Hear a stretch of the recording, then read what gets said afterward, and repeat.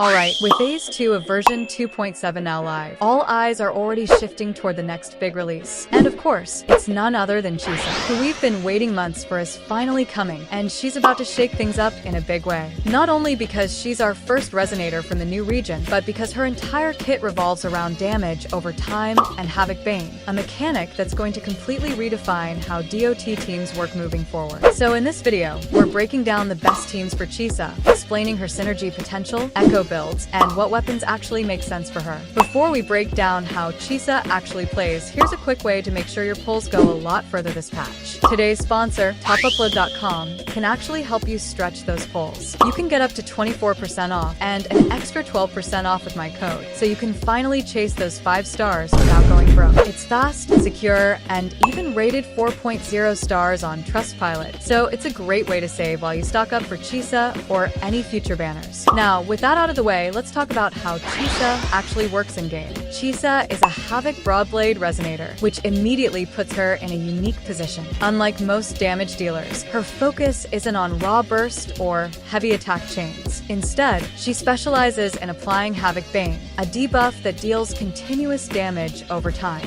But here's the thing, she's not just a DOT applier. She's a hybrid between a sub-DPS and a support, meaning she can inflict debuffs, amplify your main DPS's damage, and possibly even provide sustain or healing. Think of her as a bridge character. She connects DOT teams together and enhances their overall damage potential. And considering how strong the Havoc roster already is, Chisa fits perfectly into multiple setups right out of the gate. Let's start with the meta side of things, because that's where Chisa's potential really starts to shine. The first composition worth talking about is the Arrow Erosion team. That's Cartethyia, Sayakana, and Arrow Rover. Now, Sayakana is already a powerhouse support for Cartethyia, but adding Chisa into the mix gives this comp a new layer of depth. Her Havoc Bane effects and potential debuff limit increases can let Cartethia's DOT tick stack even faster, pushing arrow damage to new heights. In some rotations, Chisa could even replace Rover or act as an alternative to Shorekeeper, depending on how her multipliers scale. The big takeaway here is that Chisa doesn't just fit into existing DOT teams,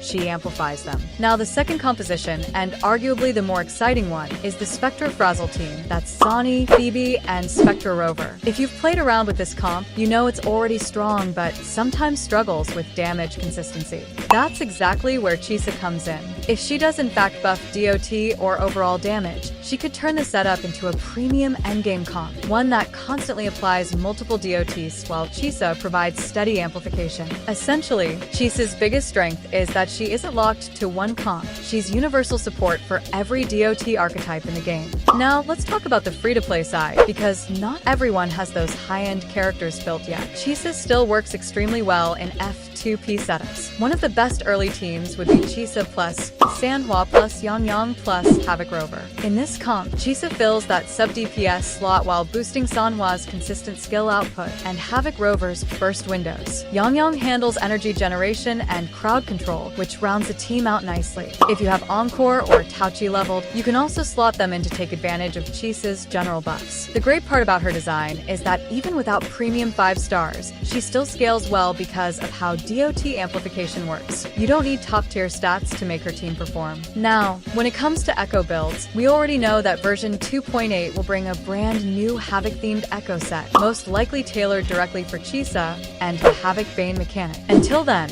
there are a few sets you can prep in advance. Your best placeholders right now are Havoc Eclipse and Midnight Veil. Both 2-piece sets give a 10% Havoc damage bonus, and they'll hold up surprisingly well until the dedicated set drops. Now, onto weapons, and yeah, as usual, her signature weapon is going to be her best in slot. It'll likely scale around the DOT or Havoc Bane mechanic, making it perfectly tailored for her. If you're planning to main Chisa long-term, it's probably one of the better signature weapons to invest in just because of how flexible her role is. That said, if you're skipping the weapon banner, don't worry, there are a few solid alternatives. Wildfire Mark and Lustrous Razor are 2 strong 5-star options that boost liberation penetration damage, which is perfect for her burst windows. Aegis of Harvest and Biden Summit are also viable since they provide crit rate or crit damage, though they're slightly more skewed towards skill damage bonuses rather than DOTs. If you found this helpful, drop a like and subscribe for more Wuthering Waves breakdowns, guides, and update discussions. I'll be covering her full kit once she officially releases, so make sure notifications are on.